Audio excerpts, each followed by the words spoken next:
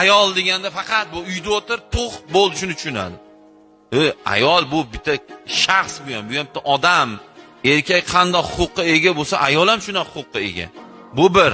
Ikkinchisi, O'zbekistonda ayol bilan erkak deyarli 50 ga 50. Bir 500 mingmi, 700 ming erkaklar ko'proq xolos. Bu degani nima degani? O'zbekiston aholisi 38 milliondan oshgan bo'lsa, 19 million atrofida ayollarimiz bor ekanlar. O'ylash kerak odam. Yaxshi o'ylash kerak. 19-20 million salkam erkaklar bor. Ayollar va ayollarga xos bo'lgan, mos bo'lgan ishlarda, hunarlarda chetda o'tirgan shu qishloq, shu biz viloyat, Farg'onaliklar biz. O'zimizdan kadrlar chiqarmasak ayollarni. Ertaga holimiz nima bo'ladi deb o'ylaysiz? Siz bilan meni qilgan bu taqvoyimiz nima taqvo deb o'ylaysiz? Doktorga borsak ayol doktor yo'q.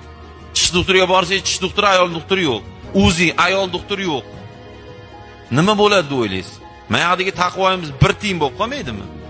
Bitta ayolimiz, qizimiz, xotinimiz, onamiz ahallab dod deb yotsa, o'zi qilish kerak, qonini ochib ko'rish kerak, ezib ko'rish kerak, appendisni bilish uchun. Ushab ko'rish kerak. Shuni kim o'ylaydi? Shuni men turib, mana miyam olmay qoladi men. Bugungi bemaza taqvo qilayotganlarni.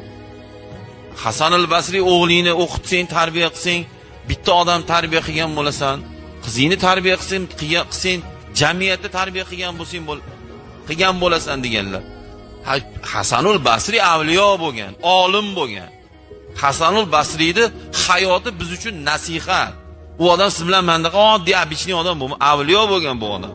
Bekorga Hasanul Basri deyilavermaydi.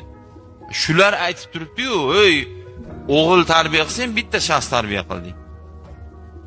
Qizingni tarbiya qilsang, qizingga ta'lim bersang, jamiyat tarbiya qilgan bo'lasan." Nimaga? Sabab bolani kim tarbiya qiladi? Ona tarbiya qiladi.